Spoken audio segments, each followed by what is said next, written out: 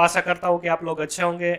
आज का वीडियो ये है कि हम कैसे ओडू की सर्विस को स्टार्ट करें, ओके, यूजिंग टर्मिनल से। ओके, हमने लास्ट सेशन देखा था ओडू कैसे सेटअप करते हैं और हमने डेटाबेस कैसे क्रिएट की। अभी इस सेशन में हम क्या देखेंगे कि ओडू की सर्विस हम कैसे स्टार्ट करेंगे। ये भी एक इम्पोर्टेंट पॉइंट है, मैं आपको बाद में दिखाऊंगा कि हमें क्यों ये सेशन भी करना चाहिए।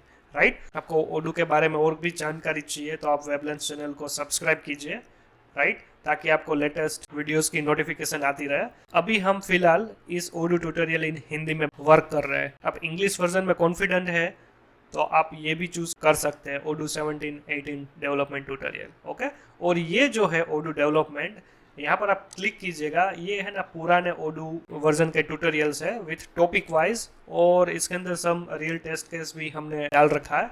तो आप ये मत समझो कि आपको सिर्फ ओडू 17 और 18 में भी फोकस करना है, क्योंकि आपके पास एज ए डेवलपर आपके पास कोई भी वर्जन का काम आ सकता है। तो ओडू के अंदर क्या है, वर्जन वाइज काफी सारी चीजें चेंज हुई है, तो आप इनके अंदर कवर कर सकते हैं। जैसे कि निंजा टेम्पलेट से क्यूवेब टेम्पलेट में डायरेक्टली टेम्पलेट्स जो भी है पीडीएफ के, ईमेल टेम्पलेट के और वेबसाइट के, तो वो चेंजेस हो चुके हैं ऑलरेडी, काफी सारी चीजें। तो ये तो मैंने एक एग्जांपल बताया। तो मान लीजिए आपको ओल्डर वर्जन में भी काम आता है तो आप इजीली कर पाओगे।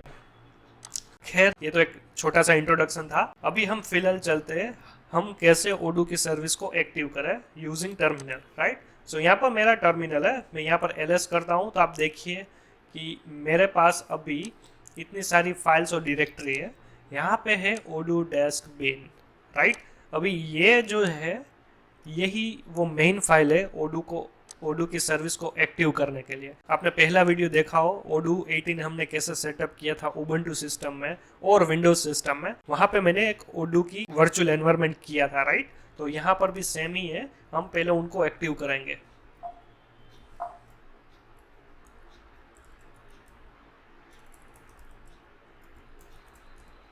अभी इसका क्या मीनिंग है, राइट, तो क्या होगा कि आप मल्टीपल ओडू प्रोजेक्ट्स पे काम कर रहे हो। मान लीजिए 17 में काम कर रहे हो, 18 में काम कर रहे हो, और एक ओल्डर वर्जन है, मान लीजिए 15 है या फिर 14 है। तो होगा क्या, आप एक ही वर्जन पाइथन वर्जन का यूज़ करेंगे तो डिपेंडेंसी का इश्यू आएगा, क्योंकि ओल्डर वर्जन स्पेसिफिक पैकेज, मान लीजिए ये व्हील पैकेज है, वो एक नंबर का यूज़ कर रहा है ओडू 14 के अंदर।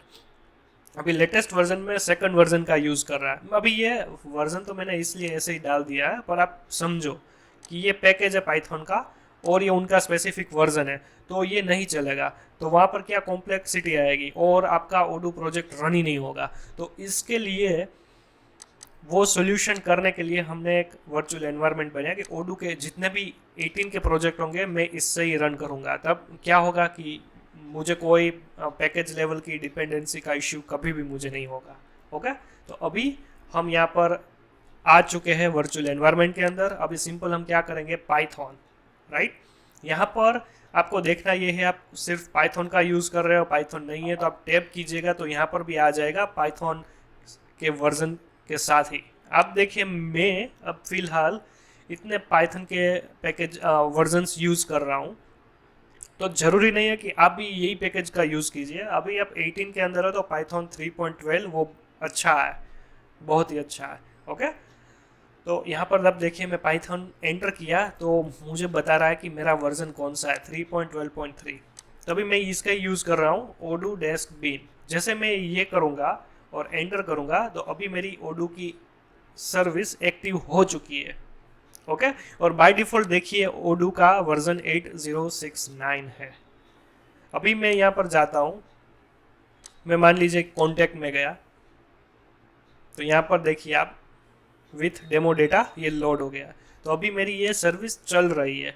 ओके, और आपको देखना हो कि ये सर्विस के पीछे क्या कौन सी रिक्वेस्ट है तो आप यहाँ पर टर्मिनल में देख सकते हैं। ओके, अभी जैसे ही मैं Ctrl+C करता हूँ अभी मेरी सर्विस बंद हो चुकी है। अभी कोई भी यूजर यहाँ पर आके एक्सेस करेगा तो उसको कुछ नहीं मिलेगा। ओके, तो यही वो कमांड है ओडू डेस्क बिन करके, और उसको पाइथन से एक्टिव करना होगा एज अ डेवलपमेंट मशीन के अंदर। और हाँ, आपने सर्वर पे सेटअप किया है तो उसकी एक सर्विस फाइल आप ऑलरेडी क्रिएट कर चुके होंगे, या फिर आप कर लो, जो नहीं किए आप मैन्युअली मत ऐसे एग्जीक्यूट करो। ओके, तो यही डिफरेंस है सर्वर में सेटअप करने का और लोकल में ऐसे सेटअप करने का। मैं सर्वर का भी एक और विथ सिंपल स्टेप में भी आपको एक डेमो दिखाऊंगा कि कैसे हम करेंगे अलग अलग सर्वर में। ओके, तो ये आज का यही टॉपिक है, हम कैसे ओडू की सर्विस को एक्टिव करें। ओके, और हाँ, दूसरी बात ये कि हमने ये भी देखा था पाइचार्म, राइट। पाइचार्म के अंदर हम जैसे ही यहाँ पर एक मैंने किया हुआ है, आप यहाँ पर देखिए ये मेरी ओडू डेस्क बिन फाइल मैंने यहाँ पर सिलेक्ट की हुई है। यहाँ पर कोई भी नेम दे सकते हो आप। अभी ये मेरा प्रोजेक्ट है वेबलंस का, और यहाँ पर मैंने सिंपल डाल दिया ओडू 18। यहाँ पर आप लिस्ट ऑफ ऐसी फाइल बनाओ ओडू 14 की, या फिर आप प्रोजेक्ट का नाम ही लिख दो। यहाँ पर प्रोजेक्ट का नाम लिखो और वहाँ यहाँ पे ओडू वर्जन का नाम, आपको बहुत आसानी होगी यहाँ पर सर्विस एक्टिव करने के लिए। अभी हम क्या करेंगे कि हमने यहाँ से टर्मिनल से बंद की है, अब पाइचार्म से शुरू करेंगे। तो मैं ये क्लिक करूँगा तो ऑटोमेटिक पाइचार्म की सर्विस ये एक्टिव हो चुकी है। तो मुझे ये टर्मिनल का यूज़ नहीं करना पड़ेगा मैन्युअली। यहाँ पर मैं मैन्युअली टाइप कर रहा हूँ, मैं टाइप करूंगा उसके पहले मुझे एक ओडू की एक ये वर्चुअल एनवायरनमेंट में एक्टिव करना पड़ेगा वहाँ पर, राइट। और फिर यहाँ पे मैं कर पाऊंगा ओडू की सर्विस को एक्टिव करने के लिए। पाइचार्म में क्या होगा, पाइचार्म में आपने ऑलरेडी कॉन्फ़िगर कर दिया है सब कुछ, जैसे कि वर्चुअल एनवायरनमेंट यहाँ पर आपने सिलेक्ट कर लिया है, ओडू डेस्क बिन का पाथ, राइट। और जितने भी आपके एक्स्ट्रा पैरामीटर्स है ओडू की सर्विस के लिए आपको यूज़ करना है जो भी, तो आप यहाँ पर ऐसे यूज़ कर सकते हो। और यहाँ पर आप कोई भी नाम लिख दो, वो जो मैंने आपको पहले बताया, और सिर्फ क्या करना है, एक्टिव और डीएक्टिव करना है, बस यही। पर ध्यान रहे आपको सिर्फ ओडू ही रिफर करना है और कुछ नहीं, तो आप पाइचार्म का यूज़ कर सकते हो। पर आपने अभी कैरियर चालू किया ओडू के अंदर ही, राइट, तो आपको ये यूज़ नहीं करना है ये वाला पार्ट, क्योंकि ये ऑटोमेशन का पार्ट है। ये आपको है ना, आप जब भी 1 साल 2 साल के बाद आप यूज़ कीजिएगा तो अच्छा रहेगा। यहाँ पर आपकी ग्रिप होनी बहुत ज़रूरी है।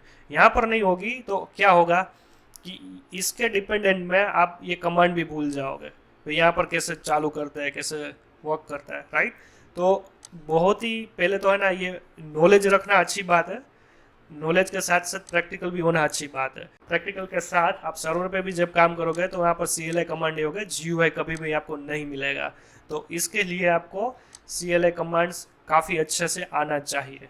बस इतना ही, अगले वीडियो में मिलते हैं, तब तक के लिए आप प्रैक्टिस करो। Best of luck.